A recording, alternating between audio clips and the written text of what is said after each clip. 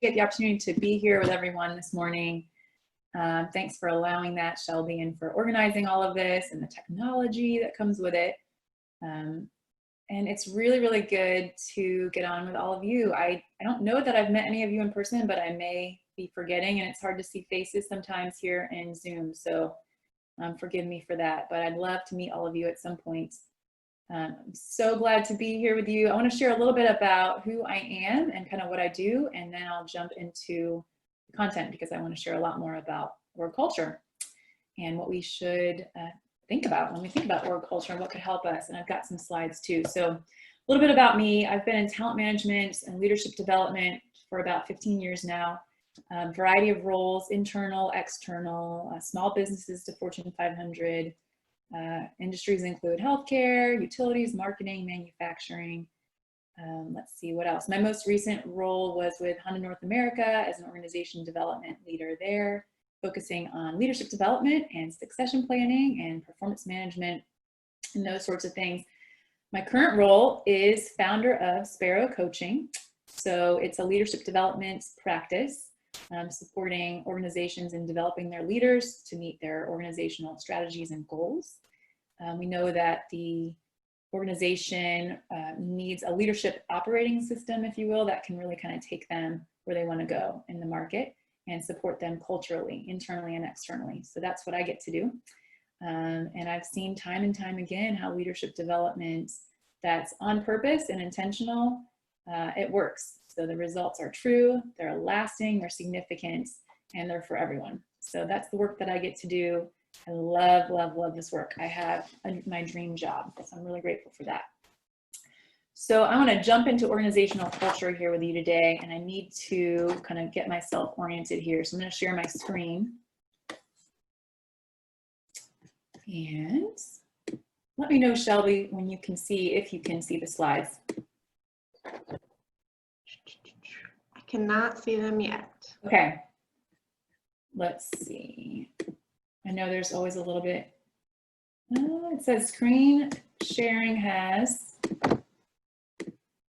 failed to start. Please try again later. No, you guys. Let me try again and see. Let me jump out of here.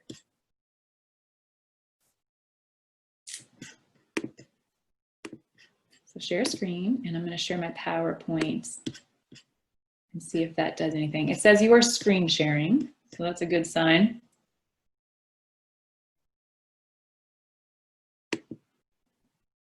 Anything? You're good. Yay, okay. Okay, so let's talk about organizational culture. So I kind of subtitled this, What We Can't See Determines Everything About What We Can. And that probably makes sense intuitively. It kind of does to me, but we're going to jump more deeply into what that means and what's important for us to take note about that. So looks like I can't go down to the next slide. Okay, here we go. Okay, our session together today, let's talk about how we're going to spend our time. So I would love to focus on three simple but key areas. So the first one is how culture develops and what it is really. So there are a lot of definitions out there. A quick Google search leads us to kind of a bottom line definition of culture is the way things happen around here. And that's definitely true, but there's actually a whole lot more going on in the picture. So I'm gonna show you literally a picture of that so that we can kind of understand about more about what's going on, hopefully in a simple way that actually invites us to think about our culture more holistically, in a simple way, again, that will help us make use of what culture is about. So then I'll talk about how culture impacts everything. So as you see the model that I'm going to show you today, you'll see that as we look more holistically at what it is and how it works, you'll see it does actually impact everything else, collectively and individually. And then the most important area that I want to focus on is how to keep our cultures healthy. So culture change, it's often thought of as a big one-time event or an initiative, and it can certainly be done that way. But I'm also finding in my work that it's actually really good if leaders can get diligent about the day-to-day stuff. versus making it more of an initiative. And that's because culture is always happening. It's always playing out. So as we press on a few key levers, we actually can begin to shift the system. So we're going to talk more about what those levers are and how we can do that. So let's look at an example of how culture develops. So let's say Rhonda wants to share an idea with some friends. So she's got this idea. She shares her idea with Omar and Anita, and they like the idea. So they decide they're going to form an organization. So Rhonda, Omar, and Anita discuss their vision. So what do they want to accomplish? Where do they want to take this organization? And how they actually plan to succeed. So they talk about how they're going to plan to succeed externally in the market and how they're going to work together internally. So this is a really deep discussion. It's including the what they're going to do, how they're going to do it, and also includes the whys underneath. So we'll call those assumptions. So for example, they say, we want to have monthly all hands meetings in our organization because we really want to be transparent. We want to share how our organization is doing financially. We want to share what we're up to next because we think that if everyone knows what's kind of going on behind the scenes or behind the curtain, so to speak, they're going to be more engaged. And we might even get some idea generation from folks as we share with them more transparently what's going on in the organization. They can give us feedback and give us ideas. So, that's going to be really important for us. We believe that's key. So that's a why underneath a how. And it actually includes their personal beliefs. You can kind of hear personal beliefs about the world in that and how they want those beliefs to play out in their organization. So as new people join the organization, Rhonda, Omar, and Anita, they're going to share how they run their organization with the new members, right? They want to talk about, here's how we're going to work together. Here's what we're doing. How are you feeling about it? Are you on board? Great. Sometimes they share the whys underneath the hows, and sometimes they don't share the whys underneath the hows. So let's say the organization starts to really grow. It takes off, it's succeeding. More new people are starting to join the organization. And sometimes new members are actually onboarded by prior or previous new members instead of Rhonda, Omar, and Anita. So new members are kind of sharing with the newest members how to work together and how to succeed. And sometimes they're sharing those things verbally, like, here are the policies and practices, or here's who we need to email about this, or here's who we need to involve in this situation.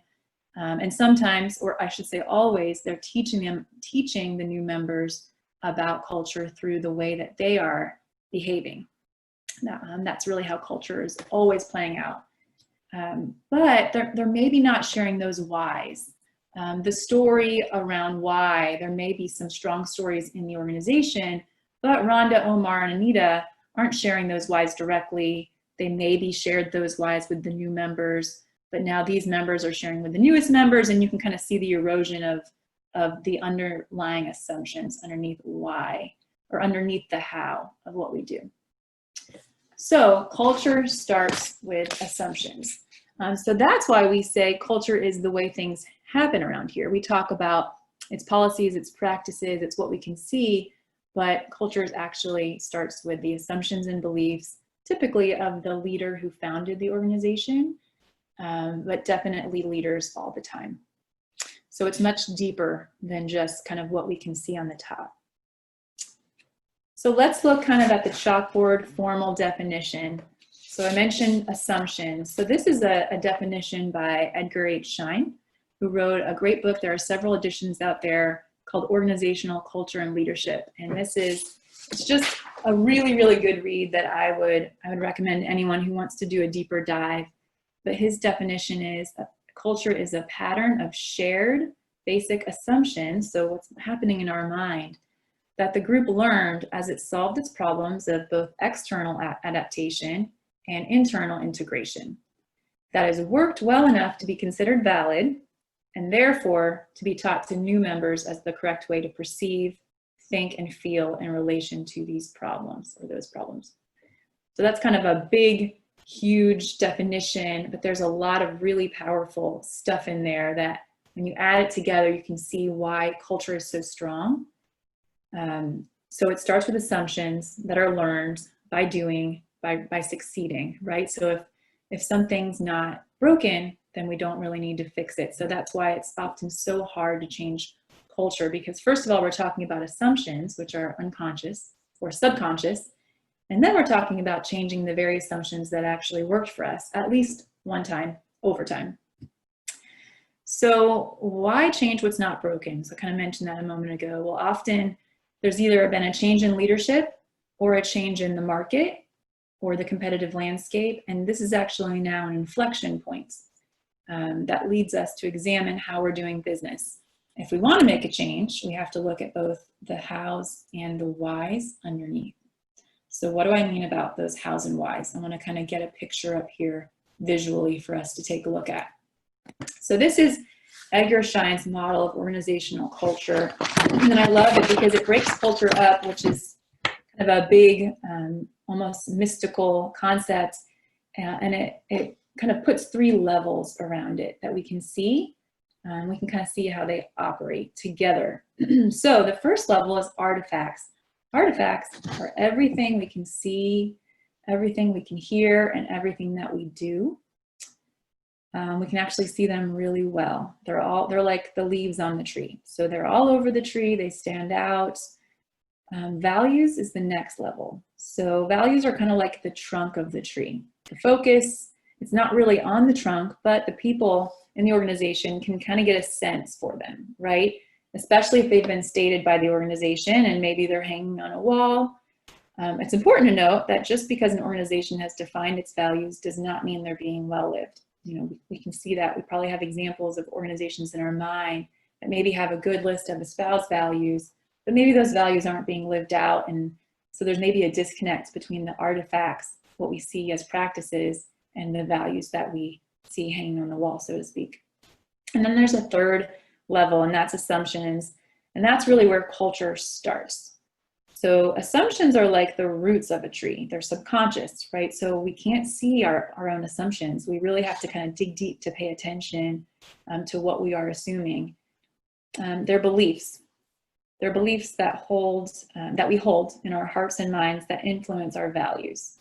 So when I say that influence our values, I mean they influence our true values that we actually do live out. And then in turn, they're influencing the artifacts of our lives. So you can kind of see how roots feed the trunk, that feed the leaves in the tree. So let's look more practically at how this looks in an organization. So if we were to look at the 3 levels of culture in an organization, we would see that artifacts would be things, and these are just some examples. There are lots and lots of others because it really does include everything we see, hear, and do. But dress code, the way that the offices are arranged or the desks are arranged, who sits where, who gets invited and who doesn't, what gets rewarded or what doesn't, how communication happens or how often it happens, who communicates what, and then some policies and procedures. And I say some because we know some policies and procedures are regulatory, they're regulated by an industry that we might be in, so sometimes we can't influence those in the same way. But oftentimes policies and procedures are an artifact of a particular culture. So values. Values would be the stated values of the organization. So I have some examples on the screen: integrity, respect, innovation, and collaboration. You know, there are lots and lots of values, but even values definitions can look different from organization to organization. So collaboration might look like working together within a team in one organization, or it might look like working together across teams and business lines in another organization. So you can see how those might be different in terms of how they play out from an artifact standpoint. So I want to pause here and just ask, just take a moment and think about one artifact in your organization and try to trace it to a value. And then, if you can, try to trace it to an assumption that might be underneath it. So what's the one thing that we do? What do we value that really kind of pushes us to do that or influences us to do that? And what's maybe the thought or belief or assumption underneath that thing that we do? Just take a moment.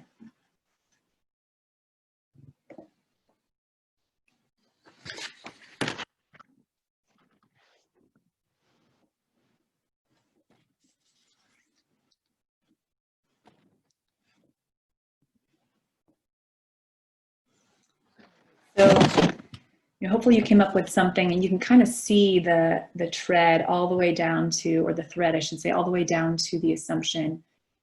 This is an activity that leaders really need to be doing often. And so we'll talk more about that in a moment. So let's shift gears and talk a little bit about culture and strategy. Culture and strategy go hand in hand, and they have a very strong relationship. You may have heard the phrase "culture eats strategy for breakfast" by Peter Drucker. So he's a management consultant. So how does culture eat strategy for breakfast? It kind of makes sense. It's a really bold statement. It's powerful. So let's get clear first on the definition of culture and the definition of strategy, and kind of what the differentiation there is. So culture, we've talked about here, it's shared assumptions that are learned as we succeed and then taught to others as the way that we do things. Strategy is deliberately chosen activities. So I'm using Michael Porter's definition of strategy, and he said, strategy is deliberately choosing a different set of activities to deliver a unique mix of value. So we're saying yes to some activities, and we're saying no to other activities, trade-offs, in service of whatever outcome that we're going for in the market. So how might culture eat strategy for breakfast? So activities are chosen consciously. So when we are focusing on our strategy, we know we are thinking consciously about the activities that we want to employ. So we could choose certain activities to say yes to and others to say no to.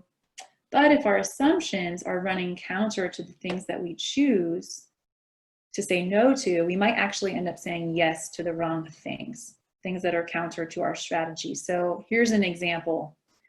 So we might want to compete on speed. So let's say we're a tech company and we are designing and manufacturing and selling laptops. So we want to be the first company to market speed with the next breakthrough laptop. So we might make strategic choices about how our teams are organized, or our development process, or how our design gets kicked over to manufacturing and then sales, or to sales and then manufacturing. But let's say we have a very consensus-based culture. And so in our culture, we have this assumption that it's really important for everyone to have a voice and everyone to agree, or at least the majority to agree. So it's actually possible that that could slow us down. So we might need to rethink how we gather and honor the input and how we make decisions. So we might have this assumption that honoring input means doing what every person who gives input says. And so we're kind of trying to figure out how to do that. But that's only one way to think about it. So that's an assumption. There might actually be another way to honor inputs and honor each individual in the process without letting that slow us down. So you can kind of see how culture in this example and assumptions that we make might slow down our strategy around being first to market or speed. So we want to keep our culture healthy, and we want to make sure that our culture and our strategy are aligned together so that we can execute our strategy and ensure a culture that people actually want to be a part of, right? And bring their efforts into fully. So let's take a moment to kind of take stock of our culture and our strategy. So just a quick internal, I guess, scale to kind of place yourself or your organization on. So I've got a question here. How aligned are your culture and your strategy? One being not at all aligned, our culture is eating our strategy, similar to what Peter Drucker says. Two, somewhat aligned, so culture is supporting most of our strategy. Or three, completely aligned, culture and strategy are lockstep. There's actually a feedback loop that's working effectively. So where might you place your organization on this scale? I realize it's kind of a compressed or condensed scale, but I think it's important to kind of think through where we might be for a moment.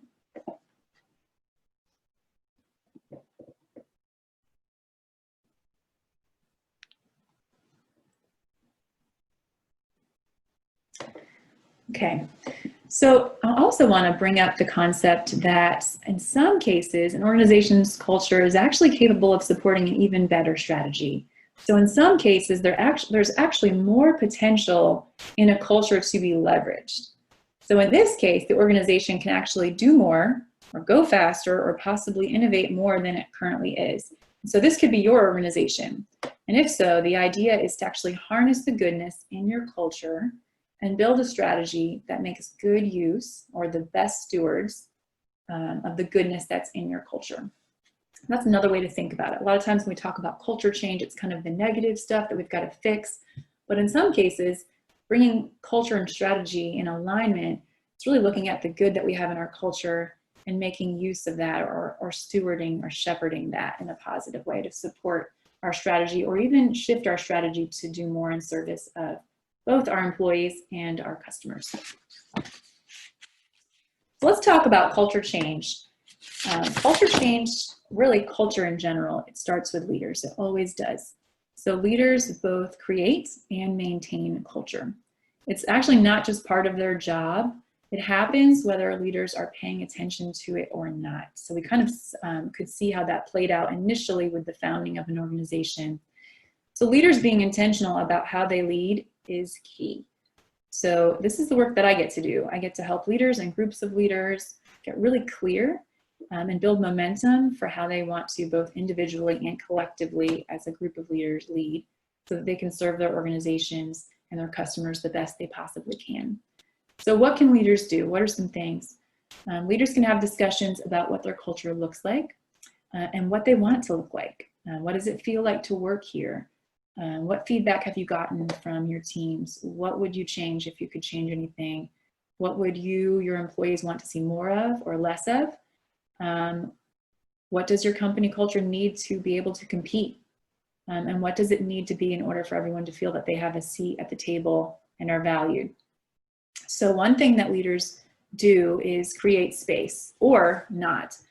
So what's happening in the culture is often activity-based, but a strong and healthy culture also provides space. So especially in the times we're in right now, to say, you know, I don't have all the answers, but I do know that we need to create space for one another to process, and we need to be open to hearing and understanding others' experiences. Here's what I'm doing in service of that, and please know that I'm available for you. You won't be an interruption to me. So creating space can really do a lot to bring a positive culture, especially in difficult times.